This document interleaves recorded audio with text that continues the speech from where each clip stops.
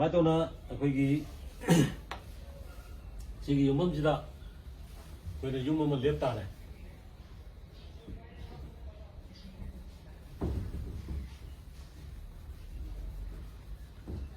ꯌꯨꯝ ꯑꯃ ꯂꯦꯞꯄꯅꯤ.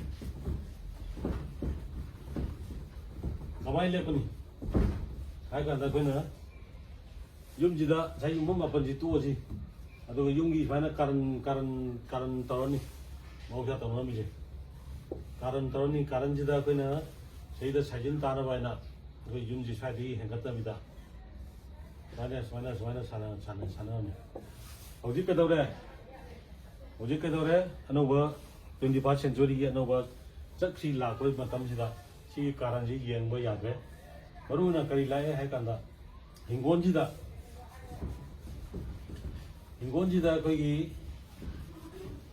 ꯌꯨꯝꯗ ꯂꯥꯛꯅꯔꯤꯕ ꯑꯃꯗꯤ ꯃꯩꯇꯩ ꯈꯨꯟꯅꯥꯏ ꯈꯛꯇꯒꯤ ꯅꯠꯇꯦ. ꯃꯁꯤ ꯁꯥꯎꯠ ꯋꯦꯁꯁꯤꯗ ꯑꯩꯈꯣꯏ ꯁꯟꯗꯣꯡ ꯑꯣꯏꯅ ꯁꯥꯎꯠ ꯋꯦꯁꯁꯤꯗ ꯇꯥꯏꯕꯪ ꯃꯄꯨꯒꯤ ꯃꯥꯒꯤ ꯐꯝꯐꯝ ꯑꯃ ꯂꯩ. ꯇꯥꯏꯕꯪ ꯃꯄꯨ ꯍꯥꯏꯁꯤ ꯒꯣꯗ, ꯃꯌꯥꯝꯅ ꯀꯦꯔꯦꯛꯇꯔ ꯍꯥꯏꯕ ꯚꯒꯋꯥꯟꯒ ꯍꯥꯏꯅꯕ ꯑꯗꯨꯝꯕ ꯏꯁꯣꯔꯗꯣ ꯑꯗꯨꯗꯨ ꯁꯤꯗ ꯍꯤꯡꯒꯣꯜ ꯑꯃꯗ ꯂꯩꯕ ꯌꯥꯗꯦ. ꯑꯗꯨꯅ ꯁꯤꯒꯤ ꯃꯐꯝꯁꯤ ꯑꯩꯈꯣꯏꯅ ꯉꯁꯥꯏꯒꯤ ꯍꯤꯡꯒꯣꯜ ꯀꯥꯔꯟꯒꯥꯏꯗꯣ ꯅꯠꯇꯕꯤꯗ ꯍꯧꯖꯤꯛꯀꯤ ꯁꯟꯗꯣꯡ ꯍꯥꯏꯅ ꯍꯥꯏꯅꯕ ꯑꯩꯈꯣꯏꯅ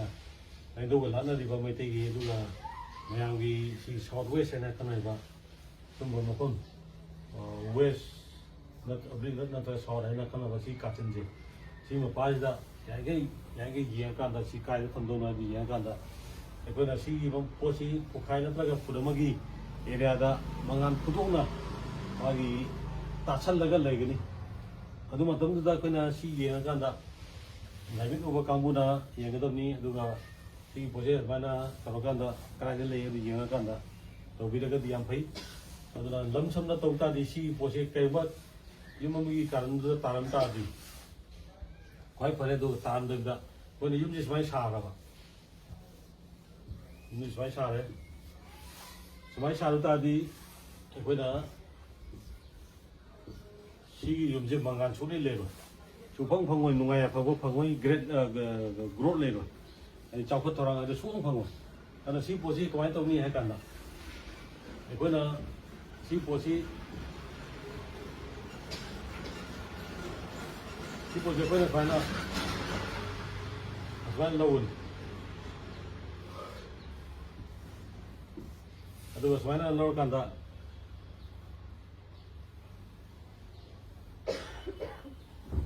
ꯌꯥꯔꯤꯈꯩ ꯌꯨꯝꯁꯤꯒꯤ ꯑꯁꯥꯡꯕꯁꯤ ꯑꯩꯈꯣꯏꯅ ꯌꯥꯔꯤꯈꯩ 40 ꯐꯤꯠꯁꯤ ꯍꯦꯟꯅ ꯁꯥꯡꯕ. 40 ꯌꯧꯗꯕ ꯁꯨꯡꯌꯥ ꯌꯥꯗꯦ. 40 ꯍꯦꯛ ꯌꯧꯗꯕꯗ 39ꯒ ꯂꯩꯕ ꯁ꯭ꯋꯥꯏꯁꯦ ꯌꯨꯝ ꯃꯄꯨꯡ ꯐꯥꯗꯦ, ꯒ꯭ꯔꯣꯠ ꯌꯥꯎꯗꯦ, ꯗꯦꯕꯂꯞꯃꯦꯟ ꯂꯩꯇꯦ. ꯑꯗꯨꯅ ꯁꯤꯒꯤ ꯄꯣꯠꯁꯤ ꯑꯩꯈꯣꯏꯅ 40 ꯑꯕꯞ ꯍꯥꯏꯅ ꯂꯧꯔꯀꯥꯟꯗ ꯃꯁꯤꯒꯤ ꯌꯨꯝꯁꯤ ꯑꯁꯥꯡꯕꯁꯤ ꯍꯤꯡꯒꯣꯜꯒꯤ ꯑꯁꯥꯡꯕꯗꯨ ꯌꯦꯡꯉꯀꯥꯟꯗ ꯁꯨꯃꯥꯡ ꯂꯩꯕ ꯌꯥꯕ ꯀꯩꯗꯧꯕ ꯌꯦꯡꯉꯀꯥꯟꯗ ꯃꯥꯒꯤ ꯁꯤ 45 ꯑꯣꯏꯍꯟꯕꯤꯔꯣ. ꯁꯤꯗ ꯍꯥꯞꯄꯤꯔꯣ. ꯁꯤ ꯄꯣꯠꯁꯦ ꯈꯣꯡ ꯇꯪꯈꯥꯏꯗ ꯄꯤꯂꯔ ꯇꯪꯈꯥꯏ ꯂꯧꯒꯗꯕꯅꯤ. 45 ꯂꯧꯕꯤꯔꯣ.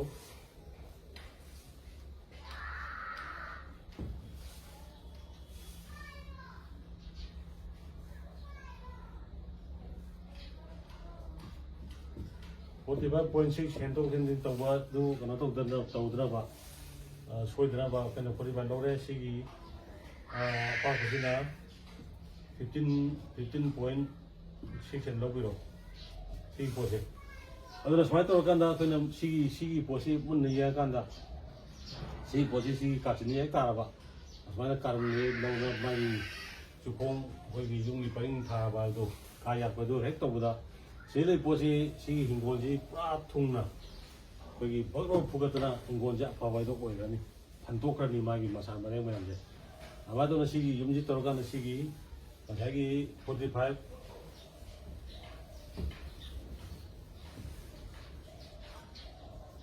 45.6 ꯁꯤ ꯀꯥꯜꯀꯨꯂꯦꯁꯟ ꯌꯥꯎꯗꯕꯗ 15 ꯍꯥꯏꯁꯤ ꯁꯤ 15 ꯍꯥꯏꯁꯤ 15.06 + 9 69 ꯇꯥꯔꯦ. ꯃꯁꯤ ꯑꯩꯈꯣꯏꯅ 7ꯅ 9 ꯂꯥꯛꯏꯁꯤ ꯃꯔꯝ ꯀꯩꯅꯣ ꯀꯩ ꯇꯦꯟꯁꯟ ꯍꯥꯏ ꯇꯥꯔꯗꯤ ꯂꯥꯏꯕꯨꯡꯗ 9 ꯏꯟꯗ꯭ꯔꯤꯀꯥ 9 ꯍꯥꯏꯕ ꯆꯤꯡꯂꯣ ꯃꯥꯄꯜ ꯍꯥꯏꯕ ꯄ꯭ꯂꯥꯅꯦꯠ ꯃꯥꯄꯜ ꯍꯥꯏꯗꯕ ꯑꯩꯈꯣꯏꯒꯤ ꯂꯩꯕꯅꯣ ꯃꯥꯄꯜ ꯍꯥꯏꯕꯗꯣ ꯑꯗꯨꯅꯤ ꯁꯦꯜꯍꯧꯔꯤꯁꯦ ꯑꯗꯨꯅ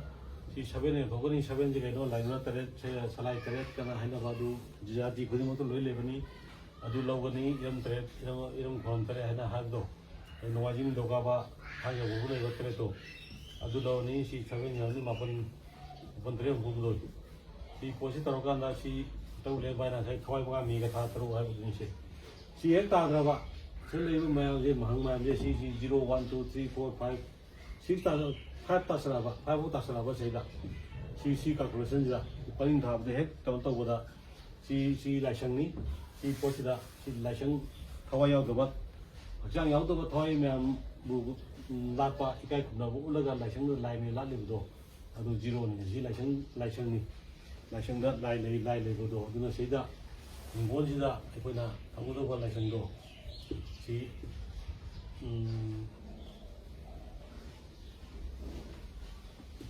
2 +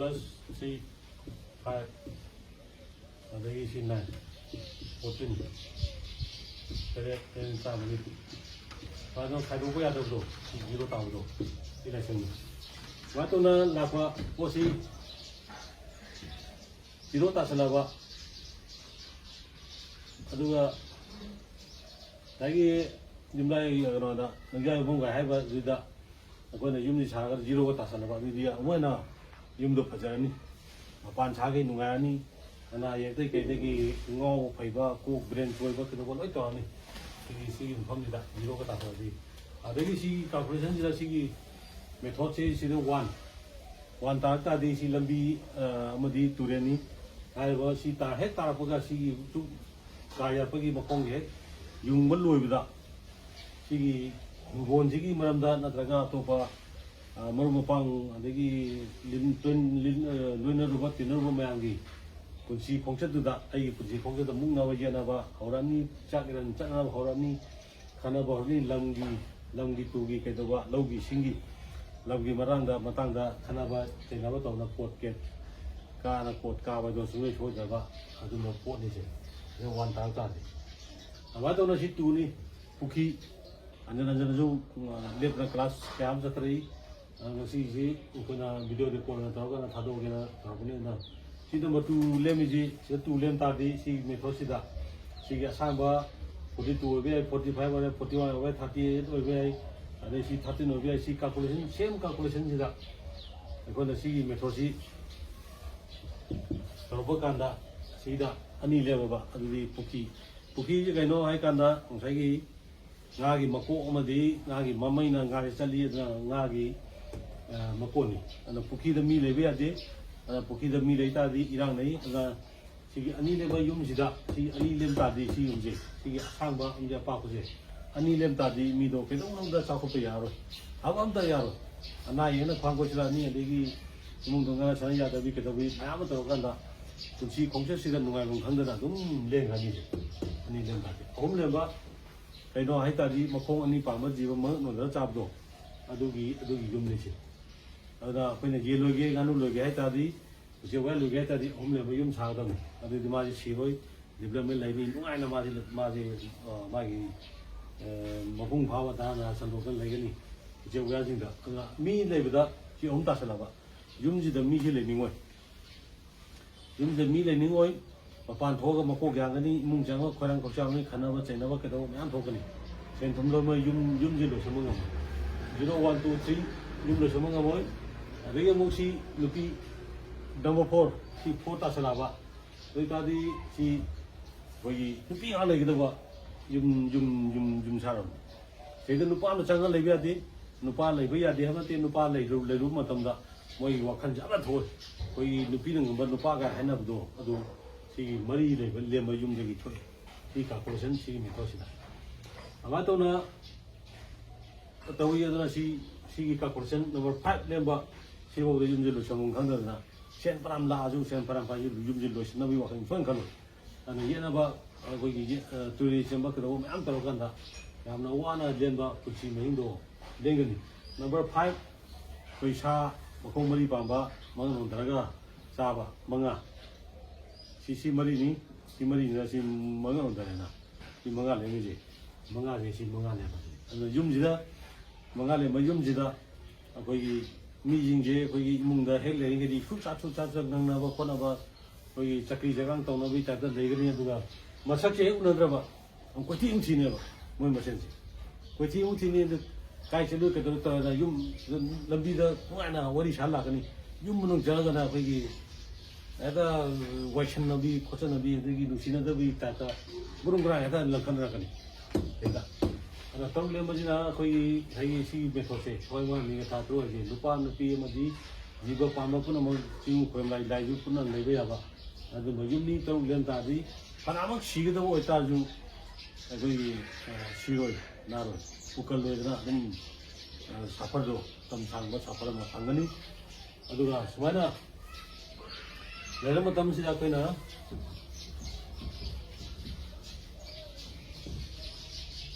ꯌꯨꯝꯒꯤ ꯀꯥꯁꯦ ꯌꯥꯛꯑꯅꯤ 45ꯅꯤ ꯐꯤ 15 fit fee 16 fit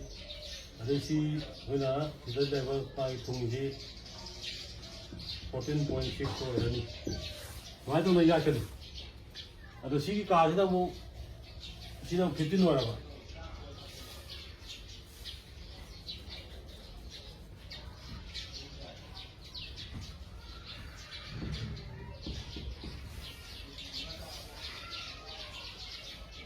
sini 15 waraba sini 14.6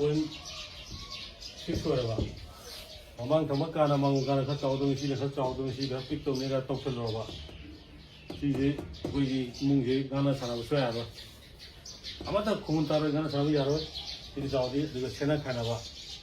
hari nupa nupi ani soina kaina ba siba na tagana lam thado yum thado chakiba ama soina taboni si to sini lakta di ada sida kena hong sepi ni naik pillar sepi ni kita jatah pin jatah ada sepi ni ai thong kai phan ni ai kanda si kau mu ta di aseng bayum di sida nak ta thong le mo khong ha mi sida ma ha mi thong ka chot puro um le ni thong da puro ni khai le ni thong da puro khu dia di ai thong ji sa phan ni ꯊꯣꯡꯁꯦ ꯁꯤꯗ ꯑꯩꯈꯣꯏꯒꯤ ꯁꯤ food 35 ꯃꯈꯥꯏꯅꯤ ꯑꯗꯨ ꯊꯣꯡ ꯃꯌꯥꯏꯁꯦ ꯑꯩꯈꯣꯏꯅ ꯁꯤꯗ ꯇꯉꯥꯏ ꯐꯗ꯭ꯔꯕꯗ ꯁꯤꯗꯩꯅ ꯁꯤꯐꯥꯎꯁꯤ food 9ꯒ ꯃꯈꯥꯏꯒꯨꯝꯕ food 9 ꯃꯈꯥꯏꯒꯨꯝꯕ ꯊꯝꯕꯤꯗꯕ ꯌꯥꯗꯦ ꯌꯦꯠ ꯊꯪꯕ ꯐꯝꯃꯦꯅ ꯈꯔ ꯆꯥꯎꯗ ꯌꯥꯗꯦ ꯄꯨꯈꯥꯏꯗꯁꯨ ꯏꯟꯆꯤ 3ꯗꯁꯨ ꯆꯥꯎꯗ ꯌꯥꯗꯦ ꯀꯔꯤꯒꯨꯝꯕ ꯁꯣꯝꯗ ꯁ꯭ꯋꯥꯏꯗ ꯐꯥꯠꯆꯜꯂꯨꯔꯕ ꯊꯣꯡꯁꯦ ꯁ꯭ꯋꯥꯏꯗ ꯐꯥꯠꯆꯜꯂꯦ ꯁ꯭ꯋꯥꯏꯁꯦ ꯑꯁꯤ ꯂꯝꯕꯤꯅꯤ ꯐꯨꯠ 2ꯒꯨꯝꯕ ꯑꯁꯤ ꯂꯝꯕꯤ ꯑꯣꯏ ꯃꯤ ꯆꯠꯅꯅꯕꯒꯤ ꯑꯗꯣ ꯁꯤꯗ ꯃꯥꯡꯁꯣꯡ ꯑꯣꯏꯅ ꯑꯩꯈꯣꯏꯒꯤ ꯅꯨꯄꯤꯁꯤꯡꯒꯤ ꯐꯝꯐꯝ ꯌꯨꯝꯕꯨꯔꯦꯝꯕꯒꯤ ꯐꯝꯐꯝ ꯑꯃ ꯂꯩ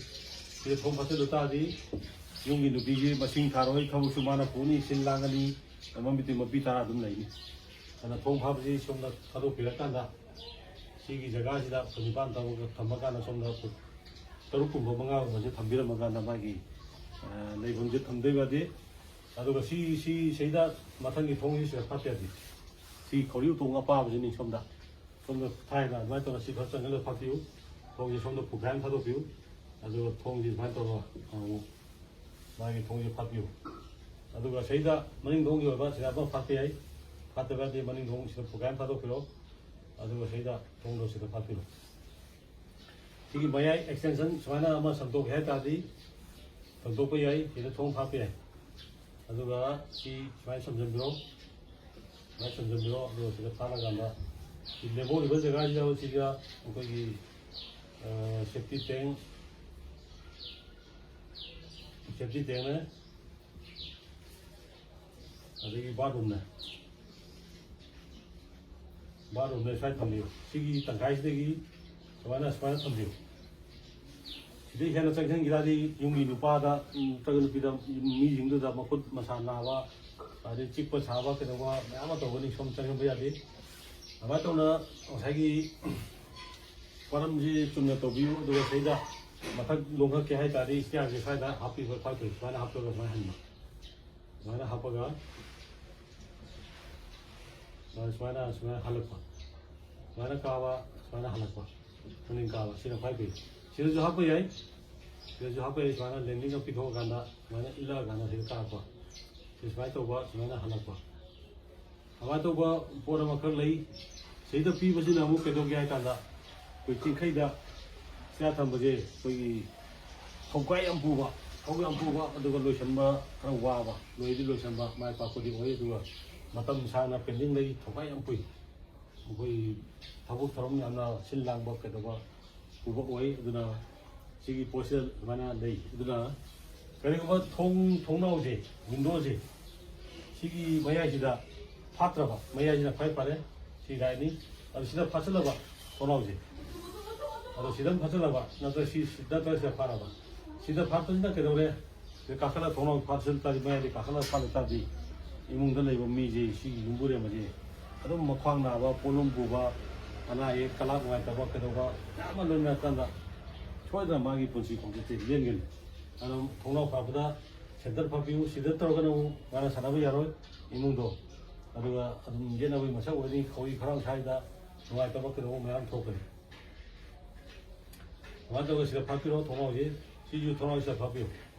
아두가 송유 시다 도나오 파비아이 그다음에 파비 도나 파비아이 아두 송유 동마야 파비로 아두가 자기 섹티땡 잘해 탐비로 아두 와터땡 신기 땡기 단계 신 단계까지 이 샤이드 탐비로 샤이드 탐비로 시라이니 생분이 아두 저희가 타이다 개구만 저희다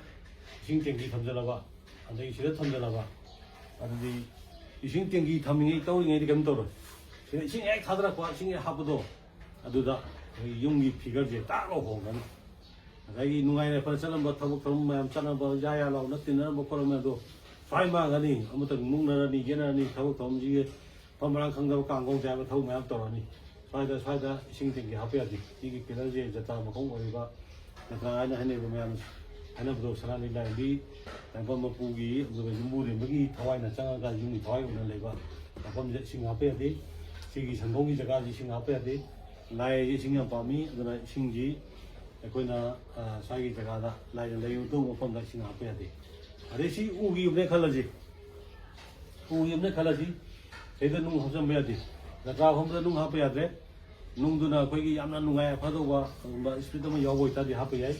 그리고 뭐 광나와 나가 소를 온다봐 나가 아시벌라이 이 스피드 여봐 나가지다 나 합이 농이다 아무 레면 저다 바버기 세다 신공도 농 합도 아도에 합절라봐 일단이시 아시벌라이 농도 좀 따디 맞에 용기 유부에 구이로 방창창고에도 용기 미 쳇라니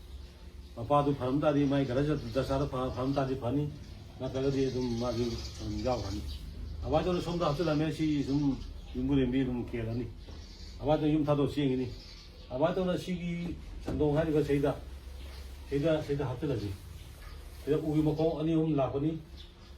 그래서 아마 아니 나거니 시대이다 허락하나 시관 시대 아니면 더 나거니 시시 보세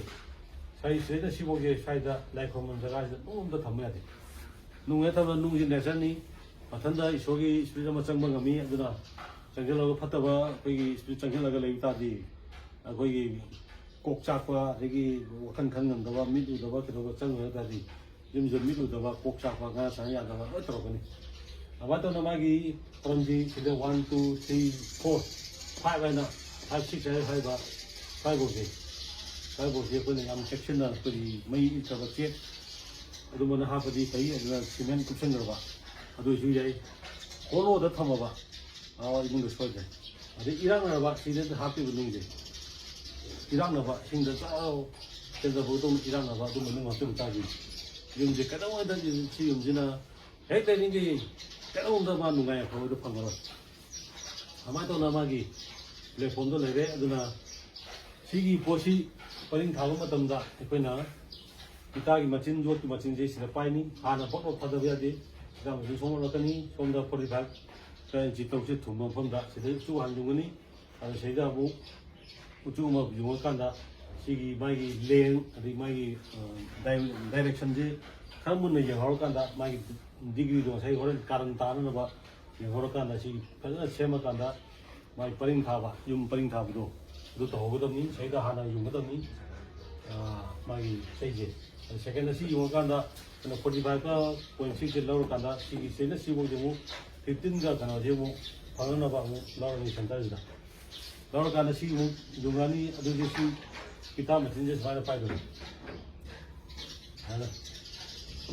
ꯀꯩꯅꯣ ꯇꯧꯗꯧꯕ ꯁꯤ ꯌꯣꯠꯁꯤ ꯁꯨꯃꯥꯏꯅ ꯄꯥꯏꯍꯧꯗꯧꯕ ꯁꯨꯃꯥꯏꯅ ꯂꯩꯔꯀꯥꯟꯗ ꯁꯣꯝꯗꯩꯁꯨ ꯑꯃꯨꯛ ꯁꯨꯃꯥꯏꯅ ꯇꯧꯔꯒ ꯑꯃꯨꯛ ꯁꯨꯃꯥꯏꯅ ꯑꯃꯨꯛ ꯇꯤꯡꯗꯧꯕ ꯁꯨꯃꯥꯏꯅ ꯇꯤꯡꯗꯧꯕ ꯑꯗꯨ 15 ꯇꯥꯔ ꯁꯣꯝꯗꯁꯨ ꯑꯃꯨꯛ ꯃꯆꯤꯟꯁꯦ ꯄꯥꯏꯍꯧꯔꯀꯥꯟꯗ ꯁꯨꯃꯥꯏꯅ ꯇꯧꯔꯀꯥꯟꯗ ꯑꯩꯈꯣꯏꯅ ꯃꯥꯒꯤ ꯄꯥꯟꯁꯦ ꯇꯤꯡꯊꯣꯛꯑꯒ ꯆꯠꯂꯀꯥꯟꯗ ꯁꯤ ꯑꯃꯨꯛ ꯇꯧꯔꯒ ꯁꯤꯒꯤ ꯁꯤꯗꯩꯗ ꯑꯃꯨꯛ ꯁꯤ ꯑꯃꯨꯛ 15 ꯑꯃꯨꯛ ꯂꯧꯔꯀꯥꯟꯗ ꯑꯗꯩ ꯁꯤ ꯀꯥꯔꯟꯁꯤ ꯌꯦꯡꯉꯀꯥꯟꯗ ꯑꯩꯈꯣꯏꯒꯤ ꯅꯣꯠ ꯏꯁꯁꯤ ꯁꯤꯗ ꯑꯩꯈꯣꯏꯅ ꯏꯟꯆꯤ ꯑꯅꯤ ꯐꯥꯎꯕ ꯍꯦꯜꯍꯟꯗꯕ ꯁꯨꯡꯌꯥ ꯌꯥꯗꯦ ꯁꯣꯝꯗ ꯏꯟꯆꯤ ꯑꯅꯤ ꯍꯦꯟꯗ ꯌꯥꯗꯦ ꯂꯥꯏꯁꯪ ꯁꯥ ꯇꯥꯔꯗꯤ ꯁꯣꯝꯗ ꯍꯦꯜꯍꯟꯒꯗꯕꯅꯤ ꯁꯤꯅ ꯂꯥꯏꯁꯪ ꯁꯥꯕꯅ ꯁꯣꯝꯗ ꯏꯟꯆꯤ ꯑꯅꯤ ꯍꯦꯟꯗꯕ ꯌꯥꯗꯦ ꯁꯣꯝꯗ ꯍꯦꯟꯒꯗꯕꯅꯤ ꯁꯣꯝꯗ ꯇꯦꯡꯒꯗꯕꯅꯤ ꯑꯗꯨꯃꯥꯏꯅ ꯇꯧꯅ ꯃꯥꯒꯤ ꯄꯔꯝꯁꯤ ꯇꯥꯕ ꯃꯇꯝꯗ ꯑꯩꯈꯣꯏꯅ ꯁꯤꯒꯤ ꯎꯆꯨꯛꯁꯤꯗ ꯑꯩꯈꯣꯏꯅ ꯂꯥꯏꯔꯣꯟ ꯑꯃ ꯁꯣꯟꯒꯅꯤ ꯂꯥꯏꯔꯣꯟꯗꯣ ꯑꯩ ꯀꯣꯟꯅ ꯍꯥꯏꯔꯒꯦ ꯑꯁꯤ ꯑꯩꯈꯣꯏꯒꯤ ꯑꯁꯤꯊꯣꯡ 19 ꯑꯁꯪꯊꯣꯡ 19 ꯊꯤꯡꯒꯗꯧꯕ ꯍꯥꯡꯒꯗꯧꯕ ꯑꯁꯤꯊꯣꯡ 19 ꯊꯤꯡꯕꯤꯌꯨ ꯑꯁꯪꯊꯣꯡ 19 ꯍꯥꯡꯕꯤꯌꯨ ꯍꯥꯏꯕ ꯃꯐꯝ ꯇꯥꯟꯅꯒꯗꯧꯕ ꯑꯗꯨ ꯋꯥꯡꯃꯩꯅ ꯄꯨꯕ ꯖꯣꯟꯅꯤꯡꯗꯧ ꯍꯥꯏꯕ ꯑꯗꯨꯒꯤ ꯀꯩꯅꯣꯅꯤ ꯁꯤ ꯑꯗꯨꯅ ꯃꯉꯣꯟꯗ ꯇꯥꯟꯅꯕ ꯌꯥꯕ ꯇꯥꯟꯅꯔꯀꯥꯟꯗ ꯑꯇꯩ ꯃꯌꯥꯝꯁꯤꯗ ꯃꯊꯪ ꯁꯤꯅ ꯃꯔꯤ ꯁꯨꯡꯒꯥꯏ ꯅꯤꯄꯥꯟꯒꯤ ꯍꯥꯏꯕ ꯁꯟꯗꯧꯅ ꯄꯨꯅꯤ ꯁꯤꯅ ꯀꯧꯕꯨꯅ ꯄꯨꯅꯤ ꯁꯤꯅ ꯃꯩꯔꯝꯗ ꯑꯩꯈꯣꯏ ꯆꯤꯡꯈꯩꯗ ꯃꯥꯔꯖꯤꯡꯅ ꯅꯠꯇ꯭ꯔꯒ ꯆꯤꯡꯈꯩ ꯒꯨꯔꯨꯄꯨꯁꯤꯅ ꯄꯨꯔꯀꯥꯟꯗ ꯑꯩꯈꯣꯏ ꯑꯗꯨꯝꯕ ꯀꯌꯥꯗꯣ ꯇꯥꯛꯀꯅꯤ ꯐꯪꯒꯅꯤ ꯑꯗꯨ ꯃꯇꯝꯗꯨꯗ ꯁꯤ ꯌꯨꯝ ꯁꯥꯕ ꯍꯧꯔꯛꯄꯗ ꯁꯤꯒꯤ ꯎꯆꯨꯛꯁꯤ ꯆꯠꯄꯁꯨ ꯌꯥꯗꯦ ꯁꯣꯝ ꯅꯥꯀꯟꯗ ꯁꯨꯃꯥꯏꯅ ꯑꯩꯈꯣꯏꯅ ꯄꯨꯒꯅꯤ ꯇꯧꯊꯣꯛꯑꯀꯥꯟꯗ ꯃꯊꯟꯇ ꯁꯨꯃꯥꯏꯅ ꯇꯨꯍꯟꯒꯅꯤ ꯁꯤ ꯍꯦꯛ ꯁꯥꯟꯅꯔꯕ ꯌꯨꯝꯒꯤ ꯑꯗꯨꯝꯕ ꯑꯩꯈꯣꯏꯒꯤ ꯃꯤ ꯅꯠꯇ꯭ꯔꯒ ꯁꯥꯠꯂꯤꯕ ꯃꯤ ꯅꯠꯇ꯭ꯔꯒꯅ ꯄꯔꯤꯡ ꯊꯥꯔꯤꯕ ꯃꯤ ꯑꯍꯨꯝꯁꯤ ꯃꯔꯛꯇ ꯑꯃ ꯁꯣꯏꯗꯅ ꯑꯩꯈꯣꯏꯒꯤ ꯌꯨꯝꯗꯨ ꯆꯪꯕ ꯅꯪꯗ꯭ꯔꯤꯉꯩꯗ ꯁꯣꯏꯗꯅ ꯇꯨꯔꯅꯤ ꯑꯗꯨꯅ ꯁꯤ ꯌꯥꯝꯅ ꯂꯨꯕ ꯏꯝꯄꯣꯔꯇꯦꯟ ꯑꯣꯏꯕ ꯑꯩꯈꯣꯏꯒꯤ ꯀꯩꯅꯣꯅꯤ ꯁꯤ ꯃꯩꯔꯝꯒꯤ ꯃꯈꯣꯡꯁꯦ ꯑꯃ ꯇꯧꯅ ꯁꯨꯃꯥꯏꯅ ꯇꯧꯔꯀꯥꯟꯗ ꯁꯥꯕꯤꯌꯨ ꯑꯗꯨꯒ ꯌꯨꯝꯒꯤ ꯑꯩꯈꯣꯏꯒꯤ ꯁꯣꯝꯗ ꯀꯥ ꯑꯃ ꯍꯥꯞꯄꯦ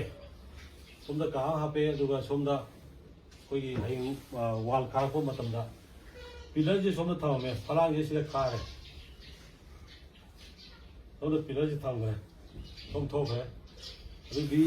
ꯑꯩꯈꯣꯏꯒꯤ ꯌꯨꯝꯒꯤ ꯅꯨꯄꯤꯁꯤ ꯑꯗꯨꯛ ꯃꯇꯤꯛ ꯅꯥꯔꯅꯤ ꯌꯨꯝꯁꯦ ꯂꯩ ꯉꯝꯔꯣꯏ ꯈꯣꯡꯁꯤ ꯂꯣꯠꯈꯤꯕ ꯃꯔꯝ ꯑꯣꯏꯔꯀꯥꯟꯗ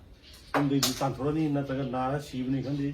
ꯄꯝꯕꯔꯥ ꯈꯟꯅ ꯁꯤꯕꯅꯤ ꯈꯪꯗꯦ ꯅꯠꯇ꯭ꯔꯒ ꯌꯨꯝ ꯊꯥꯗꯣꯛ ꯆꯦꯟꯈꯤꯕꯅꯤ ꯈꯪꯗꯦ ꯃꯥ ꯁꯣꯏ ꯇꯧꯔꯗꯕꯅꯤ ꯑꯗꯨꯃꯥꯏꯅ ꯇꯧꯅ ꯁꯣꯝꯗ ꯍꯨꯟꯗꯣꯛꯑꯝꯃꯕ ꯁꯤ ꯍꯨꯟꯗꯣꯛꯑꯝꯃꯒ ꯐꯣꯂꯥꯡ ꯈꯥꯕ ꯁꯣꯏꯗꯅ ꯁꯨꯃꯥꯏꯅ ꯍꯨꯟꯗꯣꯛꯑꯝꯃꯕ ꯁꯨꯃꯥꯏꯅ ꯈꯥꯔ ꯍꯨꯟꯗꯣꯛꯑꯝꯃꯕ ꯐꯂꯥꯡ ꯁꯨꯃꯥꯏꯅ ꯈꯥꯔꯕ ꯑꯩꯈꯣꯏꯒꯤ ꯅꯣꯡꯄꯣꯛꯀ ꯑꯋꯥꯡꯒꯁꯦ ꯏꯁꯀ ꯅꯣꯡꯄꯣꯛꯀ ꯑꯋꯥꯡꯒꯁꯤ ꯁꯤ ꯏꯁꯦ ꯅꯣꯡꯄꯣꯛꯅꯦ ꯁꯤ ꯏꯁꯦ ꯅꯣꯔꯠꯅꯦ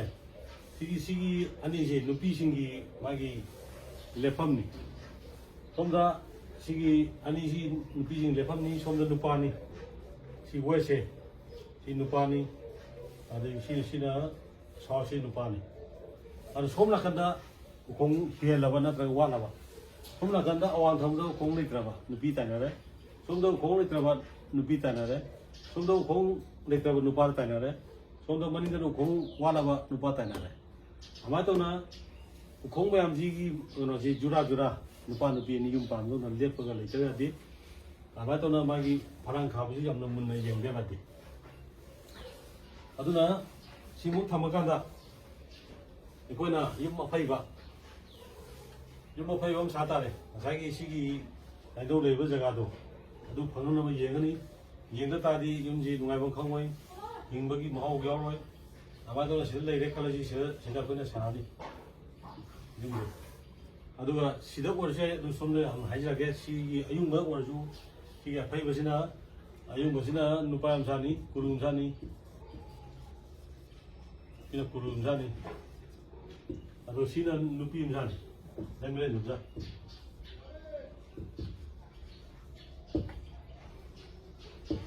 Dan mulai nuja. Sini 65% magi speed ni, power ni. Sini sama dan sama. Ani si, yung ani si, dari tropa ani si wali sahabat kan dah sini nunggang gitu. ngầm bây giờ mà nó lấy thì là xin cái nó xin hàng cái rồi là xin đó yếm xả đấy xin phía tôi mà nè cái xin sinh công cho ta sẽ lên đi thì nó cho ta học ta đi bao giờ ta sẽ lên đâu là xin lấy ta đi xin đó cái nung đồ học qua sinh công học qua cái đấy là xin đấy sinh công sẽ lấy một công hình là nung học qua nung học sẽ là vậy rồi lúc mà thì xuân vậy mai nung do yori mas pitu matu na yung activity magi kuli aduga nongpota si nongponi do nongpo sila jaka samata di si sing ko ni si yung ginupado pamaran kangdana dum nani pamaran kangdana ma chakini se kini ira nani je sing ko da ni jaka bibade si solution jaka na di si jaka pa budi 누피들이 그 주도로 해도 누파들이 좀 세티는 왜 믿더니 아저씨들 다 담다디 거기 좀이도 해도 왕배라도 뭔가 이제 이제 왕배는 어디로 비오는 많이 힘들어 이제니나 시고 로월 나고 뭐던가 세다 거기 이제 염도야 되잖아 세다 그러니까 거기 쫑쫑도 뭐 거기도 뭐 양 떠보니 쫑아가 떠도 떠보니 그래서 가비가 저 가지 시 탐비우 내가 lukumda jatapi bai na sen leiba jatapi je si meka si laika do amai to na piri ba si sumai na asagi saida leiba lukumda leiba jata je sumai na sida pi ba yati sida jatapi ba de si sango imjani ana si posida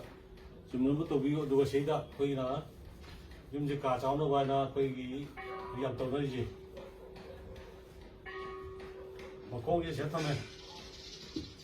rồi cả công việc tham gia là công việc sẽ phải này si cố đi đâu cả là làm gì về làm gì sẽ thông qua cái chân cái là cái là si phô đồ cái là sẽ thông chân cái này sẽ thông chân cái này rồi xong đó ăn lại xong đó mua lên nó vào này khai là cái là si bố si đó tꯧꯕꯁꯦ ꯁꯤ ꯑꯩꯈꯣꯏꯒꯤ ꯂꯥꯏꯔ ꯇꯥꯟꯕ ꯑꯗꯒꯤ ꯏꯃꯨꯡ ꯃꯅꯨꯡꯗ ꯁꯦꯟ ꯊꯨꯝꯗꯕ ꯑꯗꯒꯤ ꯄꯨꯛꯀꯤ ꯑꯅꯥꯕ ꯂꯩꯕ ꯒ꯭ꯌꯥꯟ ꯃꯦꯟ ꯇꯥꯗꯕ ꯑꯅꯥꯕ ꯃꯈꯜ ꯀꯌꯥꯒꯤ ꯑꯅꯥꯕ ꯂꯥꯛꯑꯀꯥꯟꯗ ꯏꯃꯨꯡꯗꯣ ꯃꯥꯡ ꯇꯥꯛꯇꯅ ꯂꯣꯏꯒꯅꯤ ꯁꯨꯃꯥꯏꯅ ꯈꯥꯔꯤꯕ ꯄꯣꯠꯁꯤ ꯇꯧꯕꯤꯒꯅꯨ ꯁꯤ ꯀꯥ ꯆꯥꯎꯔꯁꯨ ꯆꯥꯎꯗ꯭ꯔꯁꯨ ꯁꯤ ꯊꯝꯕꯤꯌꯨ ꯑꯗꯨꯒ ꯁꯨꯃꯥꯏꯅ ꯌꯨꯝꯒꯤ ꯃꯌꯥꯏꯗ ꯈꯥꯖꯤꯜꯂꯒ ꯌꯨꯝ ꯂꯦꯞꯄꯤꯒꯅꯨ ꯑꯋꯥ ꯑꯅꯥ ꯑꯁꯤ ꯑꯅꯥꯅꯆꯤꯡꯕ ꯃꯌꯥꯝ ꯊꯣꯛꯂꯛꯀꯅꯤ ꯑꯗꯒꯤ ꯁꯤꯒꯤ ꯄꯣꯠꯁꯤ ꯁꯨꯃꯥꯏꯅ ꯂꯩꯔꯦ ꯑꯗꯨꯒ ꯁꯤꯗ ꯑꯩꯈꯣꯏꯅ ꯑꯩꯈꯣꯏ ꯀꯥ ꯑꯃ ꯐꯪꯉꯦ ꯑꯋꯥꯡ ꯊꯪꯕꯗ ꯀꯥ ꯑꯃ ꯐꯪꯉꯦ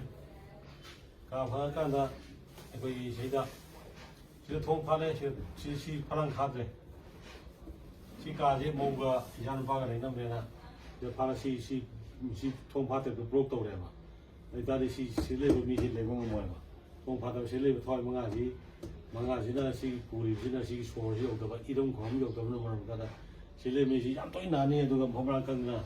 ꯑꯗꯨꯝ ꯑꯁꯤ ꯑꯅꯥ ꯌꯥꯎꯕꯗꯨ ꯇꯧꯒꯅꯤ ꯁꯣꯝꯗꯁꯨ ꯇꯧꯅꯤ ꯑꯗꯨꯅ ꯁꯤꯗ ꯂꯩ ꯇꯥꯔꯗꯤ ꯁꯤ ꯈꯥꯕꯤꯌꯨ ꯊꯣꯡꯁꯤꯗ ꯐꯥꯠꯄꯤꯌꯨ ꯊꯣꯡ ꯑꯃꯁꯤꯗ ꯐꯥꯠꯄꯤꯌꯨ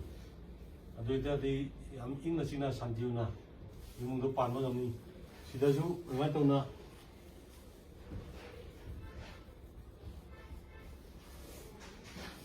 수많은 레벨도 수많은 레벨도 시 통파트라 버스 통파라가 안장이가 어디 내렸다 어디 시 약도는 나니 나오거니 나는 생각이 야로 야벤 다다가 다른 말은 접어 나와 이거 뭐야 또 보니 나 시기에 파이버지나 통지 세다 파라가나 자기 좀더 저기도 반도나 좀더 그 저기다가 이렇게 디파는 거 내려간다 좀더 그때 그거 덤비다가 마기 그노지 통파비우 누가 머닝 동지 사다 나는 파비우 다이렉 파크노 수많은 다이렉 팔았다디 이몽지 수로 넘어 보면도 뭐 안다 또 모르 왜 잡히니 엔더 까나로 맞도나 마기 바람지 레이에 누나 시 통지 시다 파비우 시다 파비우 누가 시 작품 사이로 비우 시리는 손봉지 좀 바로 그도 야래 손장은 비거노 누가 시다 부루 홈레버니 시다 랭고 선동 레베 시다 랭베 레이도니 나는 세이다 통 받쳐다봐 세이다 통 받쳐다봐 ꯑꯗꯨꯗꯤ ꯁꯤꯗ ꯂꯩꯕ ꯁꯤ ꯌꯨꯝꯗ ꯂꯩꯕ ꯌꯨꯝꯕꯨꯔꯦꯝ ꯃꯤꯁꯦ ꯑꯗꯨꯃꯛꯇꯤ ꯉꯥꯒꯅꯤ ꯌꯦꯛꯀꯅꯤ ꯃꯁꯥꯗꯤ ꯂꯧꯐꯝ ꯈꯪꯉꯣꯏ ꯆꯟꯅꯐꯝ ꯈꯪꯉꯣꯏ ꯁꯤꯡꯊꯥꯅꯔꯣꯏ ꯍꯥꯏꯗꯤ ꯁꯤꯗ ꯂꯩꯃꯔꯦꯟ ꯃꯐꯝ ꯂꯩꯕ ꯁꯤꯗ ꯅꯦꯠꯂ ꯆꯠꯂꯕꯅꯤꯅ ꯑꯗꯨꯝ ꯑꯩꯈꯣꯏꯒꯤ ꯌꯨꯝꯒꯤ ꯌꯨꯝꯕꯨꯔꯦꯝꯕꯁꯦ ꯑꯗꯨꯝ ꯅꯥꯕ ꯈꯣꯠꯀꯗꯧꯕ ꯃꯌꯥꯝ ꯇꯧꯔꯀꯥꯟꯗ ꯂꯣꯏꯅꯅꯤ ꯑꯗꯨꯃꯥꯏꯅ ꯇꯧꯅ ꯑꯃꯅ ꯁꯤꯃ ꯂꯩꯔꯦ sila yum lai re, yum lai re ada isai nama satu kan dah, yum mau yum sada ya dah, pada macam apa lagi nanti mau yum sada ya, saya sila langja sepiran saya meku ayu, sila masih yum lepas ni, yum lepas ni, tapi si meku ki yum ki meku ki phone tu le, piran ki phone ni, sila tu ki phone je. Ada si tu mati wara khang ni, malu ni yum pun ni bisa tu mati mokok cah ni mokok pai ni pising je. Ada si je, mokok yum pun cah tu pai tu ni, tu je. Ada si ki yum cah tu je, kawan aku na, ai si yum khado ke di. Mana yum nung mari yum kan dah, yum bola kan dah, malu hari kan dah, yum je pai khado kan dah, tu yum pun macam ni thor kan dah. Kau ini saya meku yum pun saya tahu ni, ya piran yum saya tahu ni. Ada hari bom kami tak ada sigi awal berkokan ya. Apa tu na mana lagi ni? Ada na masih isai.